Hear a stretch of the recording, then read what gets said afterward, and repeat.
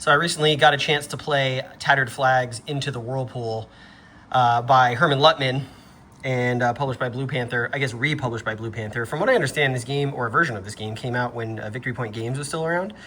This is a tactical level Civil War game, specifically about the battle in Rose's wheat field during the Battle of Gettysburg in 1863. And I got a chance to play this for the first time with a friend and just absolutely loved it. I think this is one of Herman Luttman's best game designs. I think it is so compelling and smart and novel in so many ways. And I played the second scenario, which is takes place, you can see that the game down here is in 15-minute turns. I played the second scenario, which is from 4:45 to 5:45, so I think 1, 2, 3, 4, 5 turns. And it was all about the fighting around the stone wall just here below Rose's wheat field. And it was such a blast. We had a Confederate force coming this way and Union forces kind of in this direction. Confederates kind of trying to sweep into the field. And it was so engaging that I decided that I wanted to set it up in solo, a game here for you of scenario 1, which is a smaller scenario, although not by much. And this is called First Contact. And this is going to cover the essentially the beginning of the engagement between the Confederates and the Union here around this part of the Battle of Gettysburg. This is a scenario that is 4 turns, runs from 4:15 through 5 o'clock, and features the Confederates here. I'll turn the camera so you can see, under Robertson's brigade, coming forward of this farmhouse through these woods, maybe along these roads, and kind of up this gradient of elevation towards the Union position here along this fence line. And here, sort of adjacent to the wheat field, with some supporting Union units over here. We've got the 17th Maine Regiment under de Trobriand's brigade, plus some artillery batteries here in the wheat field. And this is kind of meant to learn the game. This scenario, how all the mechanics work, how you move counters and fire and whatnot. But I have a pretty good grasp on the rules, having played it, so I figured I would do a solo playthrough. It shouldn't take me too long, and it will give me a chance to demonstrate some of the mechanics of this really interesting tactical game system. This is one of those games that I played that got sort of like my designer brain racing, and I could see this system being applied to so many different battles or sections of battles from the linear warfare period that it's very inspiring. This game, to me at least, was playing it. So I figured I would show it off for the channel. So if you're familiar with Herman Luttman's designs, he's kind of become a master of the sort of orders by formation system. You're going to find a lot of similarities here with Blind Swords, Black Swan. Your units, your groups of units are going to have your brigade specifically, are going to have an order. Those orders are going to restrict the types of actions they can take. But unlike other systems, because we're so zoomed in here, we are playing sort of formations or the regiment. So your brigade, you can see Ward here, he's the brigade commander, and this is his entire brigade right here, not counting this artillery battery, right here. So you're going to give orders to from your brigade commander. That's going to affect every regiment in his formation, and then each regiment, so here you can see the 124th New York, here you can see the 86th New York, and so forth. Each regiment is going to be made up of a different number of subunits. So here you can see that the little number here, 86th New York, this is one of 2, so there's a second unit, I think he's under Ward. So those 2 units make up the 86th New York Regiment. So I believe these units, individual units, would be a company, I think. They're 110 guys, so I believe they're a company. We've got the 124th New York here on the left, and so based on the orders from the brigade, those units are going to be able to do certain actions. You can see here that you're going to be able to take movement actions, you're going to be able to take fire combat actions, reorganization actions, and then based on the quality of the unit, here in the number in the upper left-hand corner, each unit of the regiment is going to have a certain number of action points with which to do things. They're going to use those actions to do all the possible options depending on what their order is that they can do, and then you're going to move on to the next regiment in the brigade, and you're going to activate sort of back and forth like that. One brigade goes, then another brigade on the other side goes, then if there's any more brigades, they're going to go, and you're going to go back and forth until everyone is kind of acted. These are 15-minute turns, so there's a lot of activity usually. The system is going to be characterized, so it's a 2D10 percentile system. So blue is the 10s digit here, I'll say, and white is the 1s digit. And you'll roll these for everything that you do. That would be a 43. You'll roll them for rally tests and morale tests, and there's modifiers to those things. And then the better the unit is, the further ahead they start on sort of that roll. And if we flip this over, you'll see these tables should be very familiar if you've played other Herman Luttman games, specifically Blind Swords. You can see that based on the equipment of the units, what their range is going to be when they're firing, the starting percentage for them to hit when they shoot, and then you can get modifiers for additional percentage hits. Interestingly, in this game, because units are taking multiple actions in a turn, you can actually sort of boost your fire action. So if you take a fire action and then take another fire action again, like with that, you can actually boost the single fire. So you can only fire once in a turn, but if you use all, let's say for example, this unit used all 3 of its fire actions, 1 to shoot, that would start you, let's say it's at battle range, start you at 20%, but then each other firing action will add 15%. So you'd be up to 50% chance to hit, and they call this volleys. So if you think about it as additional fire volleys happening in the span of that 15-minute period, and so that's how you can increase your chances to hit the enemy. You've also got close combat. There's bayonet charge if you can withstand the morale checks required to get within range, and then terrain is going to play a huge role in sort of like your maneuver and your firing, and then there's morale tests for melee combat here. So the whole game is actually can be played off of this play rate. I found that once we got going, I very rarely needed to look in the rule book, and so that will be sort of a thing to think about with this system, that it's actually quite nice once you learn it. The rules are pretty lengthy, but they're single column format, so they actually read shorter than they look. And there's a lot of really interesting concepts here. I mean, I think the most immediate thing you'll notice is that this is not a hex map. It is a point-to-point map using these 9-pointed stars. These stars are going to govern where you can move to. You can always only move forward into your front facing space, but then you can pivot sort of by 30 degrees, I believe, 30 degrees, 9-pointed star. 360 degrees, pretty sure that's 30 degrees. Anyways, so yeah, you can pivot 45 degrees, 45 degrees. So you can pivot 45 degrees at a time to face certain things. And the rule is that your regiments have to end adjacent to each other when they move. You can't send units off doing something else. And I think, you know, while this does look kind of wonky to people who are used to hex and counter, I think it really, really, really works for linear combat. It is a really great breath of fresh air in terms of how you visualize a battlefield, especially at this close of a scale. And you don't really have to worry about like hex sides or hex vertexes. Like, it's very visually clear where the front, flanks, and rear are of any units. You can get, you know, formations kind of hooking. It's just, there's a lot of thought and smart, intelligent design went into the maneuver part of this system that I really, really, really like. And again, this is why I'm sort of inspired by this system to look at it from potentially other historical eras. I do think there's another volume of this. This is volume 1. I think volume 2 is coming, and I don't think it's on the Civil War. I think it's on a different war in the 19th century. But don't quote me on that. Maybe Herman, if he watches this video, can chime in on what's next for Tattered Flags. But it's I think this is a system with a ton of promise in terms of becoming really popular. And when this came out, I saw a lot of videos on it, but I haven't heard much since, so I'm really glad I finally got a chance to play it and pick it up. Anyways, as I was going back to it, the point-to-point maneuver system is really smart. And the other thing I wanted to say about it is that it makes terrain really clear, really obvious what terrain you're on. If I'm on this point, I'm on a road, I'm in the woods. The elevation lines are constructed in such a way that you always know, they always go between areas about where you are. It is not hard to know your line of sight calculations and the terrain penalties or boons that you may get as the attacker or defender.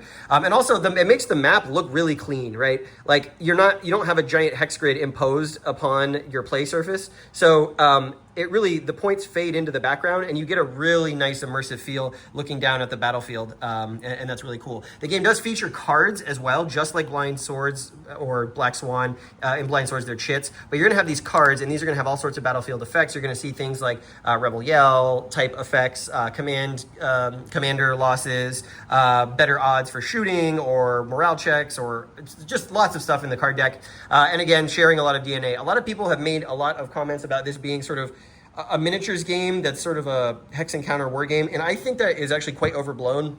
I think positioning this as a minis game is kind of a misnomer, really. I think this has way more in common with hex and counter war games than it does with minis games. I think really there are some things that I think are common to both types of wargaming that you'll find here, but I think in general, a lot of the concepts and the execution of those concepts is much closer to hex and counter. So even though there's no hexes, you are still thinking in some of the same ways that you would be with hex and counter games. I should also mention, this would be a really cool system to do with minis. I think you could probably get some maybe 15 millimeter minis to fit on top of these counters, especially if they're a wide base, maybe even 10 millimeter. I think that would make the game look really neat, and I think it's ripe for sort of like tricking out your game if you own a copy.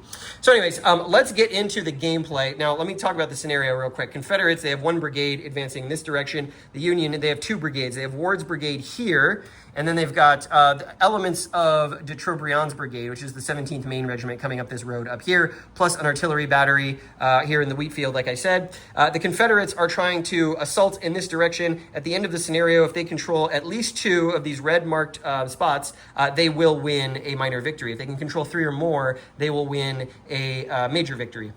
And obviously, as this first contact happens later, if you know about what happens at the Battle of Gettysburg in the wheat field, later you'll know that the Union is driven off here, and then there's this bitter fight over the stone wall here as the 17th Maine posts up on this side, and you've got the 59th Georgia coming in, posting up on this side. So the full sort of campaign game that runs from 4:15 to 8 o'clock is a massive affair. There are a ton of counters in this game, and it becomes a really dense battlefield. But I wanted to show you some of the early stuff because it'll be quick to play, and it'll show you the maneuver. So what I'm going to try and do from a strategic perspective, I have given the opening orders for each of my brigades. The Confederates are going to be in maneuver. They want to close the distance as quickly as possible before the Union can get into some sort of better defensive line.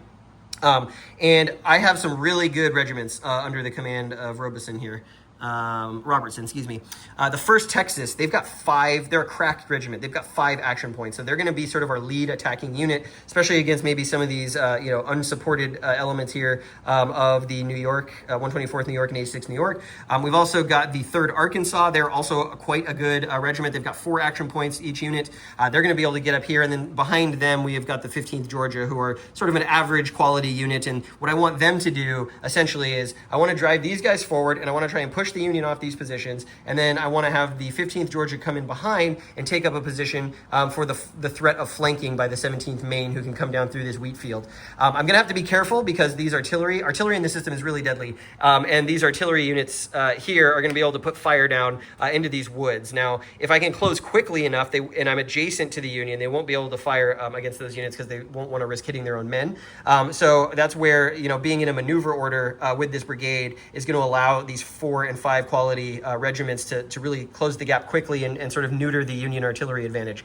And plus, the woods provide great cover against fire combat. So we've started in maneuver there. The Union has 2 brigades, like I said, and they've started their first one under de Trobriand under maneuver. I want to get the 17th Maine into the fight as quickly as possible. They're going to have to hop the fence and come down the wheat field. That will expose them, but I believe, as the Union, that the Confederates will not have enough time or possibility to fire on them as they're approaching the wall, because they're going to have to be dealing with the Union here. And then, of course, we've got Ward's brigade here. These units are of average quality. You can see 3 action points down the line.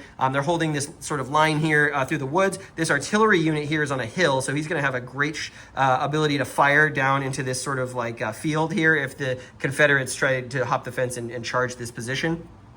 And then this road is going to be really important. So when you move on a road, you get a free move. So you can actually move down a road basically as far as you want, as long as you can keep facing forwards.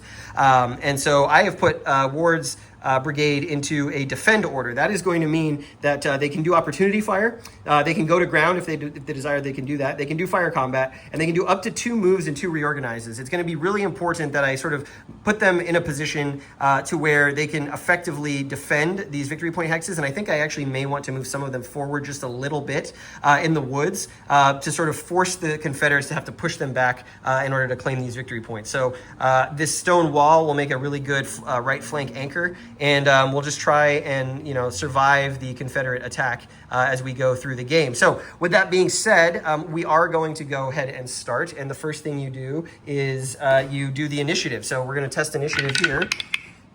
And it is 5-4 in favor of the Confederates. Obviously, the Union is going to be the blue. And so there's this, we didn't see it here, but there's a concept of momentum and dominant initiative in this game. We might see that as the game goes along. But for right now, the Confederate player is going to have initiative, and I believe they are going to choose who goes first and second. And I think we might have the Confederates. Well, if I let the Confederates go first, they can definitely get up into the fight quicker. If I let the Union go first, that definitely takes away their ability, or at least takes away the ability of some of their artillery to fire on us as we're approaching, but it does allow 17th Maine to get closer before we're able to move. So I'll think about that decision, and then I'll come back once I've taken the opening move of this scenario. We have completed the Confederate side of the turn, Robertson's brigade. Moving up in maneuver formation, I I moved the first Texas, who started over in this area, kind of angular and then up. I don't want to be charging across this field with artillery right here and no cover. What I want to do is I want to bring these guys through the woods, and I want to maybe try and hit the weak point of the Union line right in here. We'll see how the Union responds to this. And then the 15th Georgia coming up from behind. One of the interesting things about this game is that the movement is basically you always can move from one point to one point for a movement point. But if you cross difficult terrain, like if you hop the fence here, which I did with several units, or you move through woods or any other difficult terrain on the map, you lose a point of cohesion to your regiment unless you spend a movement action to redress your ranks. So it does capture the necessity of moving slower through difficult terrain that has cohesion penalties to your guys. It's just you, at the end of your movement, you have to usually spend your last action on redressing your ranks, so it effectively lowers your action rating by 1 if you choose not to take the cohesion, and I chose not to take the cohesion. Looking at the cards here real quick, here's the Confederate hand. We will get to activate Robertson again this turn, which is a really useful one to have. We also got Efficient Leadership, which allows you to change your order without having to roll on the orders change table. Now, Robertson has 3 stars as a commander, which means he's more likely to be able to change his orders when he decides to at the beginning of an activation. But having this in my back pocket is going to allow me to get up close to the Union and then switch to Assault Order, which will allow me to do charge combat, which is what I want to do. So I got a really, really good initial draw with the Confederates. The Union less so. Caldwell issues orders. We don't have any of these leaders in this battle, so we're going to have to use this card for its general effect. There's 4 different things you can use a card for. You can do a force march, you can do an extra fire action, you can do you can use a card to increase your percentage to hit on your fire table, and there's one more that I can't remember right now. But essentially, you can always discard a card for like a bonus to one of the core actions. And then we've also got, we automatically win initiative on an upcoming game turn. That could be very, very important once the Confederates close to melee distance, because then I'll be able to go first and potentially put down a lot of fire on them as they get ready to charge. So we'll see how it goes. The other thing I should note is that in this game, the Confederates always activate 1 brigade per turn, usually because they have larger brigades. The Union on their turn get to activate 2 different brigades or artillery batteries. So for example, if I activate Ward, he gets to activate all these, but then I also, after him, could activate de Trobriand, or I could activate this artillery, or I could activate this artillery. So the Union has a little bit more command flexibility, even if they have the worst troops in this particular game. So we're going to continue with the Union side of the turn, and I'll show you how that ends up. Here is the situation after the 4:15 turn, 4:15 a.m., no, 4:15 p.m., excuse me. And as you can see, the Confederates have rushed up to the Union line, getting ready to lay down some fire. We did an order change on the second activation for Robertson's brigade into an engage. Engage, if I flip this over, you can see engage allows us to do opportunity fire. It also gives us 1 free fire combat. That really helped for the Texas and Arkansas regiments, because they were able to lay down some fire on the Union. A lot of it ineffective, but we did have a couple things happen. One, we had some opportunity fire from the 20th Indiana, caused a disruption here to the 3rd Arkansas. When you add disruption, it's always by regiment. So regiments are the ones that take the disruption. You can have a maximum of 6 disruption before you start to take casualties and or shatter. You'll notice that some of the units have the little flag and some of them don't. The number 1 company in every regiment is going to have the flag, and you always indicate the regiment's disruption status by putting it on that unit, regardless of who causes it. So for example, here with the 15th Georgia, as they came up across this creek, it was the 3rd company of 15th Georgia that actually caused this disruption. But even though they're the unit that caused it, you put the disruption on the lead formation of the regiment. And the reason that it was caused is because they moved through woods without doing a redress ranks action, so they're kind of coming in on this flank a little bit ragged, and that causes the whole regiment to be indicated that there's some disruption, even though it's this unit who's causing it. So that's kind of cool. And then finally, when the Union activated their second activation, they got to activate both batteries. They did a prolonged movement here with Winslow's batteries, just moving it into the wheat field up to a higher elevation to try and get some fire lines on this wall in case the Confederates move up there to defend their flank. And then over here, we had some opportunity fire, one of which was a added disruption to the Union. When you roll 96 or higher on your fire roll, it's considered out of ammo, and that adds disruption to your formation, so we got that. And then Smith's battery here launched just an absolute broadside into the 1st Texas, the right flank of the 1st Texas here, and did a hit. So when you take a hit in this game, it's interesting. It kind of reminds me of last 100 yards. So when you take a hit, you put the hit marker on the formation, and you don't resolve that hit until the rest of the regiment is done taking all their actions. So there's a little bit of like fog of war about what's going to happen from that hit. You can't like have part of the unit react to one of the other companies being hit. So, but if you roll, so there's a percentage roll to hit. You roll trying to get equal to that or less. If you roll equal to or less than half of the percentage to hit, you actually do murderous fire. And that's what happened here. The battery into the flank caused murderous fire. So not only is that going to cause some disruption to the 1st Texas, but it's actually also going to cause a casualty to the lead company of the 1st Texas there. So already a step loss from the Union via a really nice roll there from Smith's batteries up on top of this little rise. And so, yeah, it's a really cool system because you can have a bunch of hits down the line, and once you don't resolve any of them until that particular regiment is done taking all their actions. So then you would take the hits off and see what happens. And here's the hit chart, by the way. Oops, that's not the hit chart. Here's the hit chart, by the way. So, normal hit gets a disruption. Die roll equal to or less than modified hit percentage. Murderous fire, apply casualties. That's a step loss. You can also do critical hits if you roll doubles. That would also cause a withdrawal of 1 space or an additional disruption in addition to whatever the hit is. A smooth bore at point blank, those also do additional effects. And if you're shot through the flank, this is why here, we got a murderous hit. All that should have done was do a step loss, but we're going to add a disruption there because the line of sight was through the flank of the 1st Texas. So in their haste to get up to the Union line, they're having to come through some pretty gnarly projectiles headed their way. We are moving into the 4:30 turn. Let's roll the initiative, but actually we're not going to roll the initiative. First of all, we're going to draw cards for everyone, and I'll show you what everyone gets. There's no hand limit in this game, so you can have as many as you want. Here is what the Union has drawn, and that's going to be relevant here. We got come on, boys. All units of the active regiment are given a confident marker. That's really good for close combat. That's really going to help for this next turn. And inaccurate scouting after the enemy order step. We're going to roll a die, and this could potentially change the order for the Confederate player, which is not what they want to see. But of course, if you're playing face-to-face, you wouldn't know that. But I think for the initiative, I think we're just going to have the Union play Sickles directs the defense. You automatically win the initiative for this game turn. That's going to give this entire Union line the ability to pour some lead into the Confederate assault. So the Union has taken their activations. We had this Ward's Brigade here go. We had this artillery fire. We've put a lot of disruption into the 1st Texas.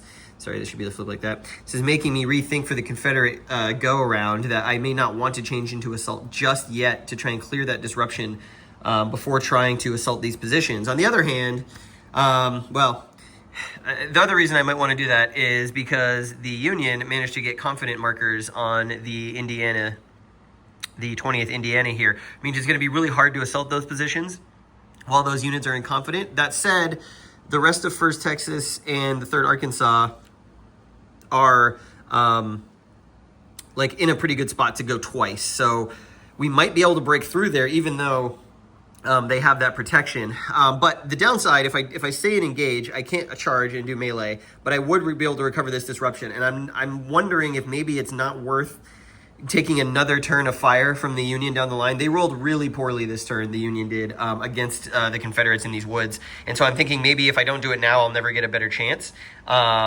And I guess maybe in the interest of the video, I think I will try and change to assault because I want to try and melee this turn against some of these units, especially now that while I have the numbers, they're probably as strong as they're ever going to be. I don't want to let the Union keep firing at me. And I don't have to charge with these guys. I can actually move the other guy to the top to assault. The problem is the disruption 3 is not great, but I do start from a pretty high. Morale because I'm crack, so I do start at 25%. Anyways, we are going to play efficient leadership. I don't need to roll to change this, and in response to that, the Union is going to play inaccurate scouting to potentially change my order. So let's see what we get with the Union rolling. We rolled a 3. So if I had rolled higher than a 3, I would have had to have been forced to change my order from assault to something else. Unfortunately, the inaccurate scouting, I got intelligence corrected, no effect. So unfortunately, the Union couldn't throw some chaos into the Confederate command. And we are going to move forward. So we're going to get a chance, if you look here in assault order, we can use fire combat actions. We cannot reorganize, so we will not be able to remove that disruption. And we get up to 3 moves, but we will be able to charge once the turn reaches the melee combat step. So we're going to go, then the Union's going to activate these guys, then we'll have a melee combat and be able to charge, and we'll see how all that shakes out. So we have finished the activation phase back and forth. Everyone's activated. You can see the 17th Maine coming down through the cornfield. We did fire with these artillery on the 15th Georgia, but they took cover behind the stone wall. No effect there. The fire coming out of 1st Texas and 2nd Arkansas, 3rd Arkansas, absolutely thundering. Did a step loss here under Ward, did a step loss here to the 99th Pennsylvania.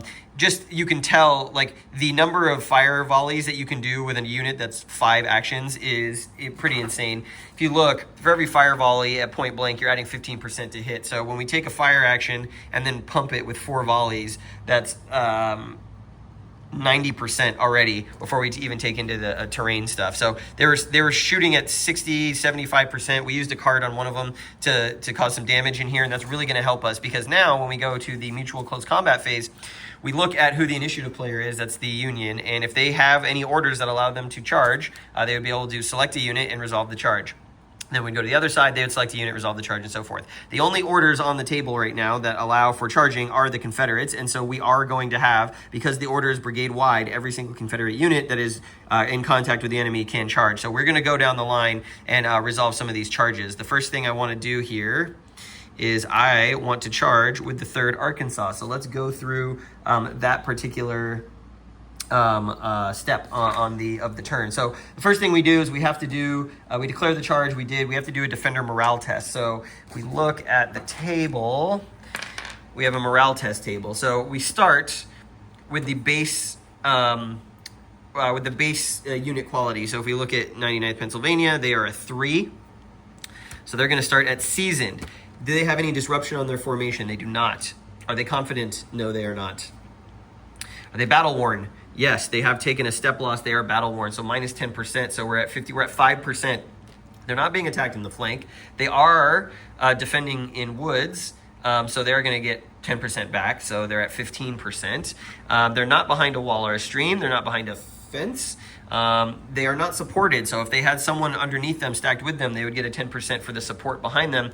They are in defending integrity, so I believe we have 15%. So we're going to roll the dice and add 15 to it, and then defender to hold, we're going to look at this line. So let's do that real quick. 41 becomes a 56. So if we look here, that's a PS, that's a pass, so they pass their defender morale test. They didn't get a defensive fire result, so they don't get to shoot. And now we're going to go to the charging units morale test here. This is 3rd Arkansas. So if we look at they're a 4, they're a veteran, so they start at 20%. They do have a disruption level right now, so they're about down to 35. They're not confident. They're not battle worn. They're not attacking in flank. Defending unit is in woods, yes, so we're minus 10. So what did I say we were? We're 20 minus. So we started at 20, we're minus 5 for disruption, so we're at 15. We're at 5, none of these, but we are supported, so we're at 15. So it's a pretty 50-50 close combat here, so plus 15 to the roll, that's not good. I rolled a 12, so 12 plus 15 is going to be 27.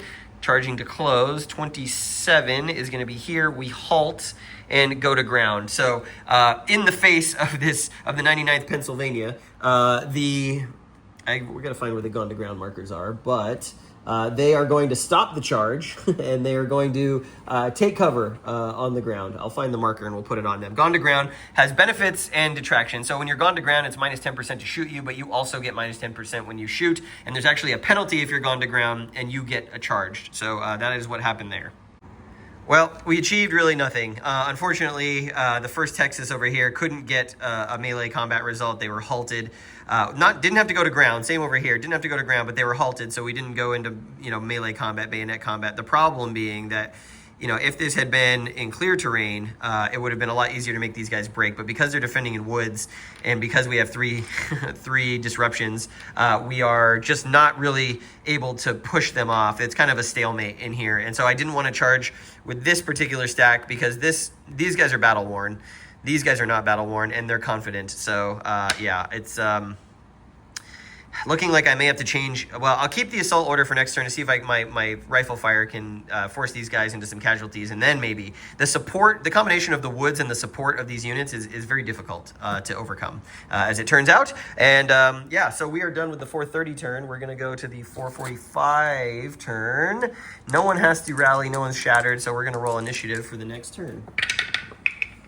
And it is a Confederate win by 2, and that's going to mean that the Confederates have dominant initiative. And if we look here, dominant initiative, not only do we choose the first and second player, but we can activate 1 additional brigade. I have to check the rules and see if I can activate a brigade that I've already activated, because the Confederates only have 1. Maybe they can activate twice, don't know. We'll look at the rules. A lot of casualties being exchanged back and forth, and we've got the meeting along the wall here between the 15th Georgia and the 17th Maine. We've taken some losses there already.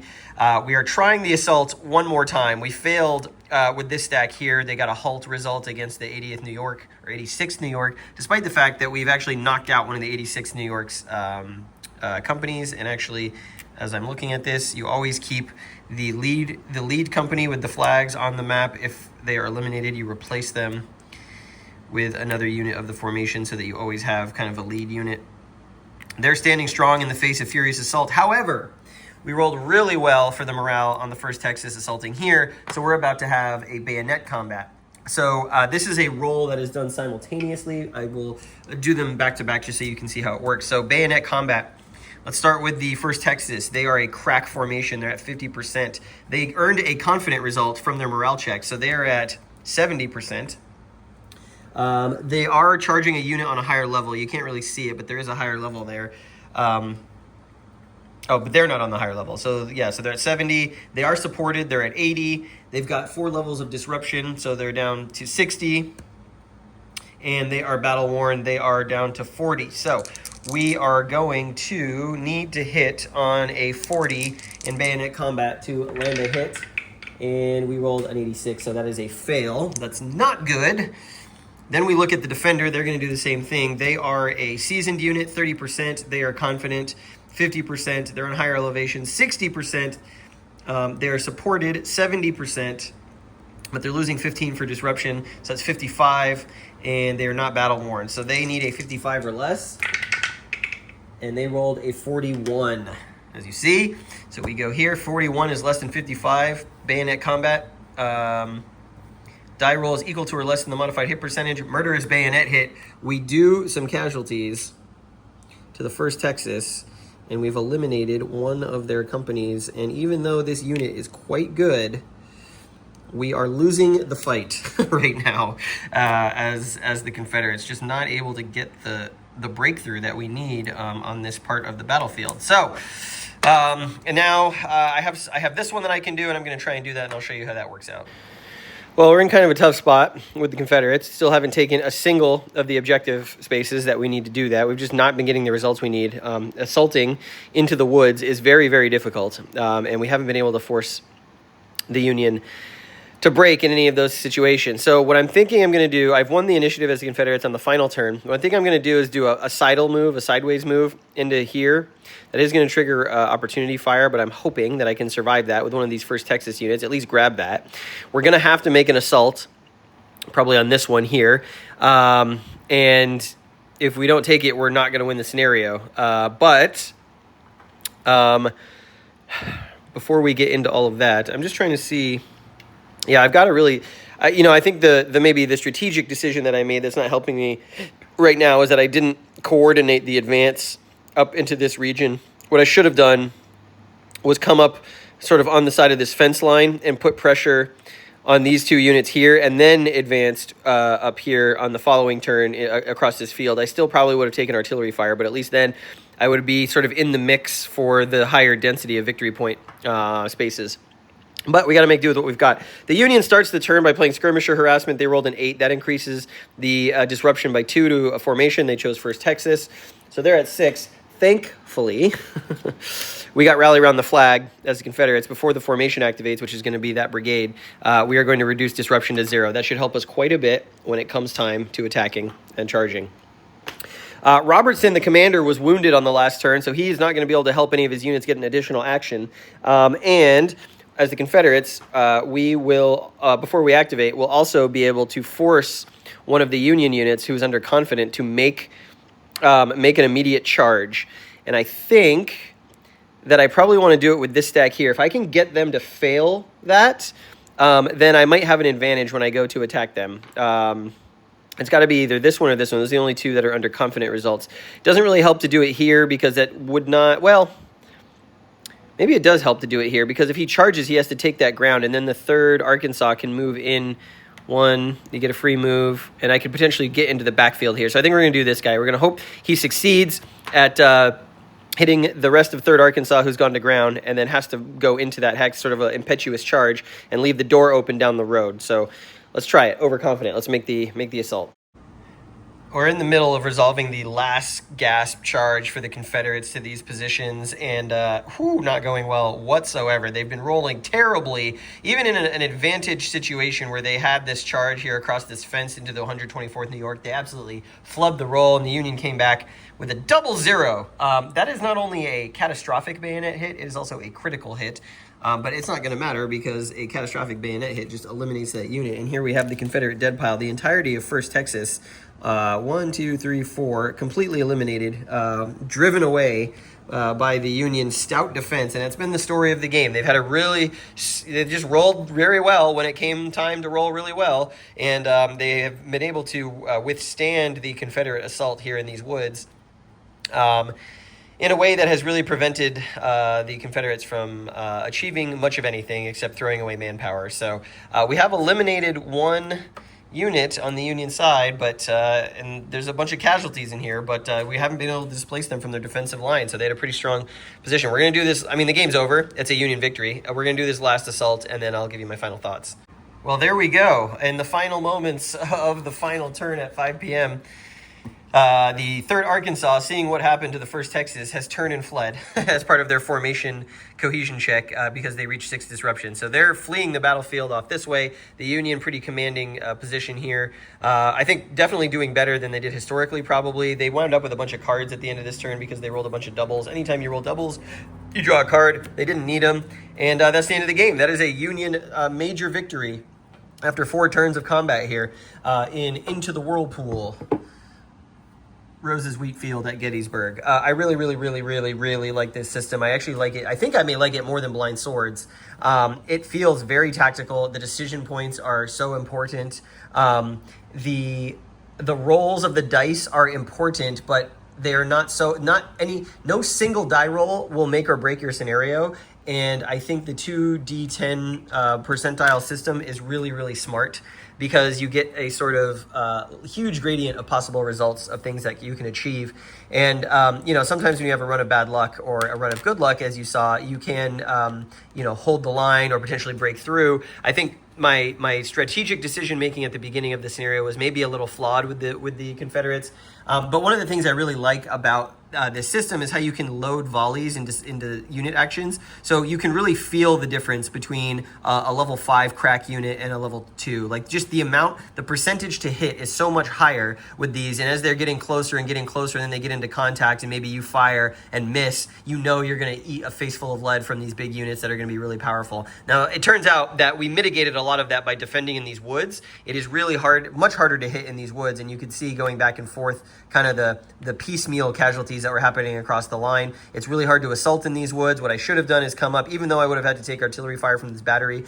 He can't shoot everybody. And I should have come up here and made the attacks against the New York up in this direction where it's clear terrain. It would have been a much better odds of me doing some hits, doing some damage. But even when I had the advantage in some of these situations, I just rolled really badly as the Confederates and rolled really well as the Union at the same time. It makes bayonet combat a lot more swingy than fire combat. And, had I had more time in the scenario, if it hadn't only been 4 turns, I would have spent more time trying to grind down the Union line with these really good 1st Texas and 3rd Arkansas units, because they have the ability at a 5 quality rating to just do more hits over time. And so maybe I was a little impatient as well with the Confederates here. But yeah, this is an example of the way the game plays. I think the rule set is really solid. Again, it makes me want to look at other conflicts about how you could adapt this system. I mean, the company scale is really interesting. I played 2 games now at the company scale, one in the Napoleonics era, one in the American Civil War. And of the 2, I think this one is the one that really sings to me. It's got so much consideration about the ebb and flow of battle at this scale, and the unpredictability of the roles really make each decision, like I said, very meaningful. And as you get better at the game and learn to play it a lot better, you will start to see the difference between an experienced player, I think, and a non-experienced player. You can't really fumble around here. You've got to make really smart decisions. So if you're an armchair general, this system might be something that you're really interested in. I love the fact that it focuses in on a very specific point of much larger battles. You get to see the moment-to-moment action and the terrain. I love the star spacing. It just so much of this comes together in such a way that both feels appropriate for how you mentally conceive of what a battle at this scale would look like, but also the way it plays, it feels quote unquote correct. So there's a very strong connection between like mental picture and execution and history here going on that I really enjoy. I do believe, since I started recording this video, I did find out that Herman said that they are working on another Civil War game in this system, and also he's looking at possibly doing some of the smaller American Revolutions battle. He said Utah Springs and Cowpens were ones that he think would fit the system well. Count me as day one for American Revolution in this system. I think that would be fantastic. I'm also thinking like, what this system would be really good for is the assault at the Battle of Blenheim, on the town of Blenheim with the walls and with Cutz's brigade kind of approaching the walls and trying to like force their way into the town. There's just so many little snapshots of famous battles from basically late 1600s all the way to the American Civil War that you could do with this system that I think would be super compelling, and it would change the odds a little bit on sort of the combat tables depending on what weapon systems you're using. I'm a really, really big fan of this. This is going to be one of my top games of the year for sure, having played 2 scenarios now, and I actually can't wait to play a bigger one. The one thing that these small scenarios don't capture is that the Confederates usually only have 1 brigade, and all of the units in that brigade have to be under the same order. The Union has a little bit more command flexibility where they've got a brigade here and a brigade here, and both of those brigades can be under different orders, and so they can coordinate their actions better. I really want to play a big battle in this game where both sides have multiple brigades, because you'll be able to support one another with sort of complementary orders, and I think that is really the meat of the system when you can start to do that. So yeah, if you haven't checked out Tattered Flags into the Whirlpool, this is a phenomenal game. I think really well done by Blue Panther. I know a lot of people don't like their counters. The graphics are a little blurry, but I do like the rectangular cuts, and the map art is phenomenal. So I hope we see more. I hope this system gets really popular. I can definitely see, if you're a Blind Swords fan, this is like a no-brainer. If you like the American Civil War, especially at like a tactical level, and you play Blind Swords, this is a no-brainer. It is going to have all the stuff that you love about Blind Swords, plus a little bit different thinking at a really sort of zoomed in tactical view. So 2 thumbs up for me, and I hope you enjoyed this video.